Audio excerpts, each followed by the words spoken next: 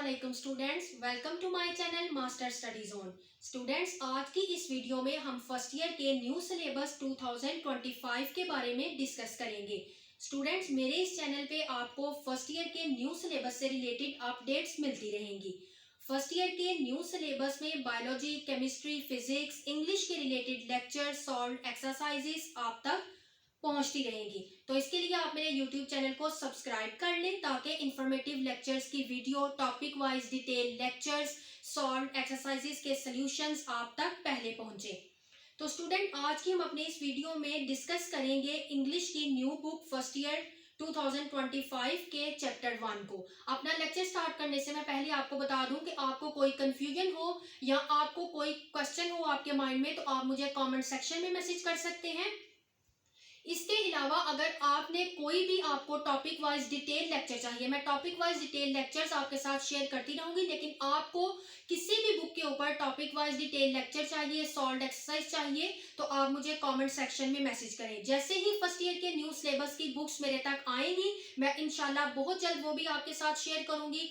Notes possible हो सके मैं वो भी आपके साथ शेयर करूंगी ताकि आपकी स्टडी जो है वो इजी वे में हो सके। तो स्टूडेंट्स, आज की हम अपनी वीडियो में डिस्कस करते हैं इंग्लिश के चैप्टर 1 को, जो है the inspiring life of Hazrat Mohammad, peace be upon him.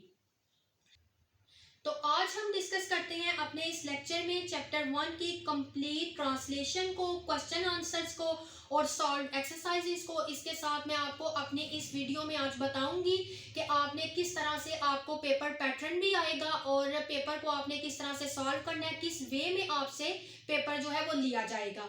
इसके साथ साथ कौन सी चैप्टर में ट्रांसलेशन करने के साथ साथ चीज़ें इंपॉर्टेंट हैं और आपने साथ साथ ही उनको याद करना है, रिवाइज करना है, ताकि वो आपके पेपर में ऑब्जेक्टिव आप पेपर जो है वो बहुत अच्छे तरीके से आप अटेम्प्ट कर सकें। इसमें वो चीज़ें आपको हेल्प आउट करेंगी।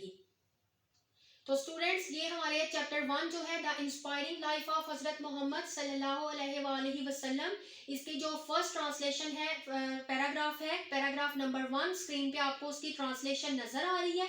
इसके साथ ही स्टूडेंट्स, आपको नीचे जो वर्ड्स इसमें बोल्ड हुए हैं, हाईलाइट्स हुए हैं, उसके ये नीचे वर्ड्स हैं जिनके सिनोनिम्स आपको साथ साथ ही याद करने हैं। ये सिनोनिम्स बहुत ज़्यादा इंपॉर्टेंट है। ऑब्जेक्टिव जो आपको क्वेश्चन आना है, क्वेश्चन पेपर, उसके लिए बहुत ज़्यादा इंपॉर्टेंट है। आपने साथ साथ ही इनके मीनिंग्स जो है वो याद कर लेने हैं। नेक्स्ट स्टूडेंट, ये पैराग्राफ नंबर 2 है। इसकी ट्रांसलेशन भी आपने इसी तरह से आप पढ़ लें, इसको याद कर लें। और मैं बार बार आपको ये बात रिपीट कर रही हूँ कि ये सिनोनिम्स बहुत ज़्यादा इंपॉर्टेंट है। आपने अपने रेगुलर क्लासेस में भी अपने ये सिनोनिम्स में बहुत ज़्यादा तवज्जो देनी है और ट्रांसलेशन को बहुत ध्यान से करना है। और ये सिनोनिम्स जो है ये आपके पेपर पॉइंट ऑफ व्यू से, objective paper point of view से बहुत ज़्यादा इंपॉर्टेंट है। नेक्स्ट स्टूडेंट, ये सेकंड पैराग्राफ का हाफ पोर्शन है और साथ ही इसके नेक्स्ट पैराग्राफ के आपको इधर सिनोनिम जो है वो स्क्रीन पे नजर आ रहे हैं। ये बहुत ज़्यादा इंपॉर्टेंट है। और इधर सिनोनिम्स जो है वो वर्ड्स के जो सिनोनिम्स दिए गए हैं वो एक से ज़्यादा दिए गए हैं। आपको जो इजी लगे आप उसको याद कर लें और रीड आउट तो आप सारे मीनिंग्स को करें, क्योंकि आपको एक से ज़्यादा मीनिंग्स आता होगा तो आप पेपर में इसको अटेम्प्ट कर सकते हैं। नेक्स्ट स्टूडेंट, ये पैराग्राफ नंबर 3 है, इसको भी आप रीड आउट कर लें। जैसे ही हमारा चैप्टर कंप्लीट होगा, हम एक्सरसाइज को सॉल्व कर लेंगे, आपको ट्रांसलेशन याद हो जाएगी, तो बहुत जल्द मैं आपके साथ, जैसे फिर आपकी रेगुलर क्लासेस स्टार्ट होंगी, आप मेरे डिटेल लेक्चर जो है उनको सुनेंगे, आपको समझ आना स्टार्ट हो जाएगी। तो फिर मैं आपके साथ इनके इंपॉर्टेंट कौन से पैराग्राफ हैं वो भी आपके साथ शेयर करूंगी, जो कि आपको पेपर पॉइंट ऑफ व्यू से आपके लिए बहुत ज़्यादा हेल्पफुल होंगे। जी स्टूडेंट्स, तो फोर्थ पैराग्राफ आपका यहाँ से स्टार्ट हो रहा है। The second was his arbitration. तो ये जो डिफिकल्ट आपको वर्ड्स नजर आ रहे हैं, इनके मैंने मीनिंग्स भी ऊपर लिखी हैं और उनकी उर्दू भी लिखी है, ताकि आप इजीली तर्जमे को बहुत इजी वे में आप याद कर सकें। और साथ ही इसके जो सिनोनिम्स हैं वो भी आपको स्क्रीन पे नजर आ रहे हैं। और देखें, हर सिनोनिम वर्ड्स जो है उसके दो दो मीनिंग्स दिए गए हैं आपकी आसानी के लिए, कि आपका कंसेप्ट क्लियर हो जाए। लेकिन आपने रीड आउट सारे ही करने हैं और याद आप इसमें से कोई एक कर सकते हैं।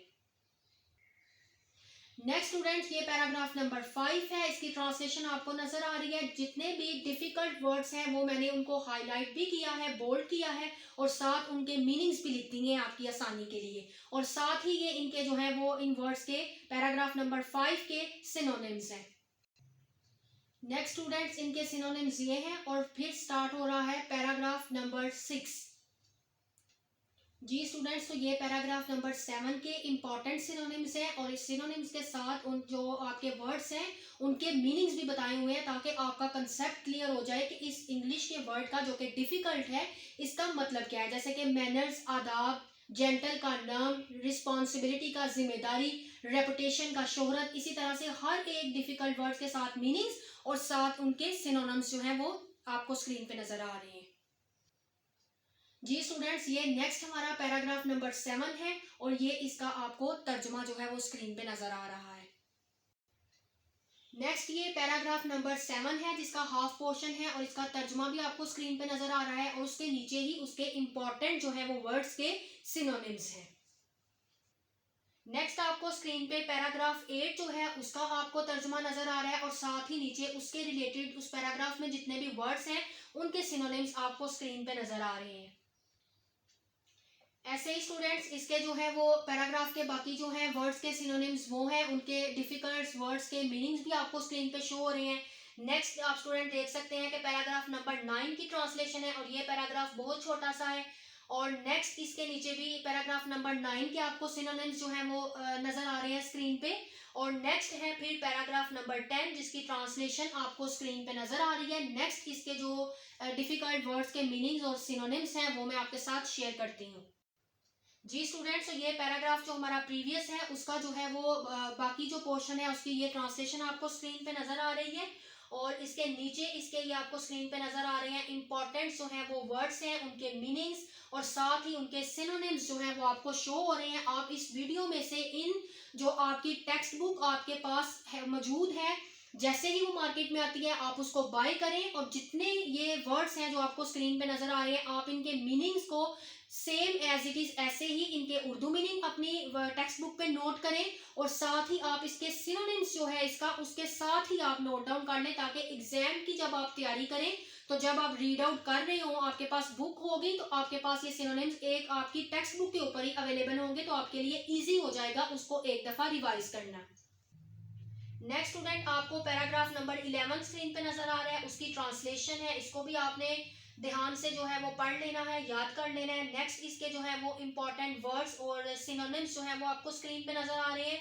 नेक्स्ट हम चलते हैं, तो नेक्स्ट आपको स्टूडेंट्स ये नजर आ रहे हैं सिनोनिम्स जो कि प्रीवियस जो हमने अभी पैराग्राफ जो है वो स्क्रीन पे आपने देखा है उसके इंपॉर्टेंट सिनोनिम्स हैं। उसके साथ नेक्स्ट जो है वो पैराग्राफ नंबर 12 की आपको स्क्रीन पे नजर आ रही है ट्रांसलेशन और साथ ही उसके जो इंपॉर्टेंट जो है वो सिनोनिम्स हैं, डिफिकल्ट वर्ड्स के मीनिंग्स हैं वो भी आपको स्क्रीन पे नजर आ रहे हैं। नेक्स्ट स्टूडेंट हमारा पैराग्राफ नंबर 13 है और पैराग्राफ नंबर 13 की भी आपको ट्रांसलेशन स्क्रीन पे नजर आ रही है, साथ ही साथ इसके इंपॉर्टेंट वर्ड्स और वर्ड्स के उर्दू मीनिंग्स और साथ इनके सिनोनिम्स आपको स्क्रीन पे नजर आ रहे हैं। नीचे ही आपको ग्लॉसरी शो हो रही है जो कि ये वर्ड्स दिए गए हैं जो कि डिफिकल्ट वर्ड्स होते हैं, उनके मीनिंग्स क्या है वो उन्होंने आपको यहाँ 1 से 2 जो है वो मीनिंग्स ज्यादा जो है वो दिए हैं। आप इसको रीड आउट इन सबको कर लें ताकि आपका कंसेप्ट एक दफा क्लियर हो जाए कि जैसे कि बेनिफैक्टर है तो इसका मीनिंग क्या है, someone who helps a person, organisation और society usually without expecting anything back in return. तो इस तरह आप सिर्फ इनकी जस्ट रीड आउट करने का आपको पता चल जाए कि इस वर्ड्स का इंग्लिश मीनिंग क्या है।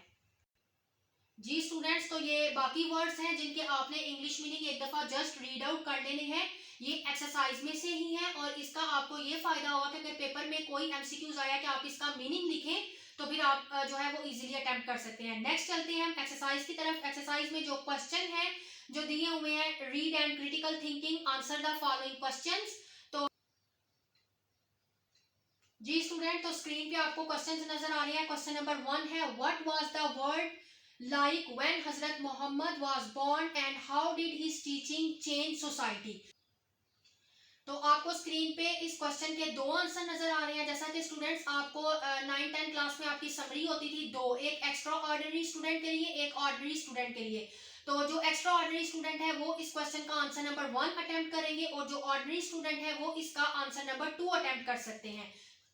नेक्स्ट आपको इसी तरह से सेकंड क्वेश्चन स्क्रीन पे नजर आ रहा है, who brought up Hazrat Muhammad सल्लल्लाहु अलैहि वसल्लम after his parents and had passed away and how did they influence him. इसी तरह से इसके आंसर भी इस क्वेश्चन के दो हैं, आप इनको अटेम्प्ट कर सकते हैं, extra ordinary student question answer number 1 को और ऑर्डिनरी स्टूडेंट आंसर नंबर 2 को।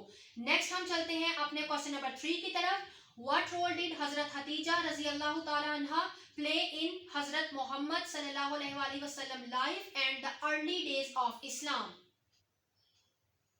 जी तो इसका आंसर भी आपको स्क्रीन पे नजर आ रहा है, answer number 1 and answer number 2। तो आपकी चॉइस है, आप आंसर नंबर 1 भी याद कर सकते हैं, आंसर नंबर 2 भी। नेक्स्ट हमारा है question number 4, what was the significance of the first revelation in the cave of Hira and how did it shape Islam. तो इसके भी दो आंसर हैं। साथ स्टूडेंट्स मैं आपको बता दूं कि इसके कीवर्ड्स दिए गए हैं। तो कीवर्ड्स क्यों दिए गए हैं कि आप इजीली इन कीवर्ड्स को फॉलो करके खुद से भी इसका आंसर जो है वो इजी वे में बना सकते हैं। नेक्स्ट है question number 5, how did the Meccan leader react to Islam and what challenges did early Muslim face.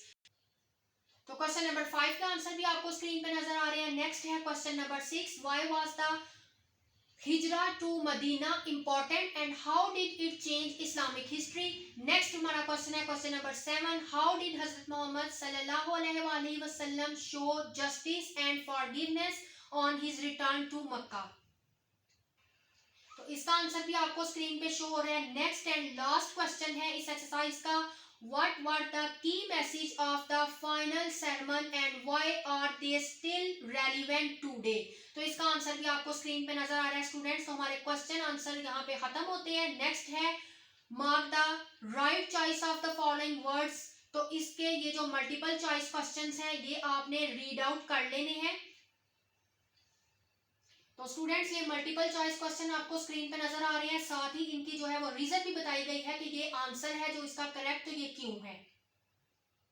Next students बाकी जो मल्टीपल चॉइस क्वेश्चन है वो आपको स्क्रीन पे ये नजर आ रही हैं, जो कि 5 जो है वो मल्टीपल चॉइस क्वेश्चंस हैं। जी स्टूडेंट्स तो ये वोकैबुलरी पोर्शन को आप जस्ट रीड आउट कर लें। नेक्स्ट है वर्ड चेंज पैटर्न। तो स्टूडेंट्स अब आपको पता है कि जैसे सिलेबस चेंज हुआ है, तो जैसे ही मेरे पास न्यूली सिलेबस की अपडेट आएंगी मैं आपके साथ शेयर करूंगी। तो इन वर्ड्स को आपने जो है उनको आपने एक दफा रीड आउट कर लेना है कि जैसे वर्ड एडवोकेट है तो इसको हम नाउन फॉर्म में कैसे लिखेंगे, एडवोकेट ही। वर्ब फॉर्म में भी एडवोकेट ही लिखेंगे, लेकिन एडजेक्टिव फॉर्म में एडवोकेटिव या एडवोकेटिंग लिखेंगे। इसी तरह से अगर हम सेंटेंस नाउन में बनाएंगे तो आपने इस तरह से बनाना है जो आपको स्क्रीन पे नजर आ रहा है। सेंटेंस आपने अगर वर्ब में बनाना है तो इस तरह से, तो ये आपने एक दफा जस्ट जो है ये रीड आउट कर लेना है। जी स्टूडेंट्स तो ये आज की हमारी वीडियो थी जिसमें हमने डिस्कस की इस चैप्टर की कंप्लीट ट्रांसलेशन और एक्सरसाइजेस में क्वेश्चन आंसर को, और बाकी ऑब्जेक्टिव पोर्शन को हमने डिस्कस किया। नेक्स्ट जो हमारी वीडियो होगी उसमें हम इसकी जो बाकी हमारी रह गई है हमारी एक्सरसाइज उसको हम डिटेल के साथ डिस्कस करेंगे।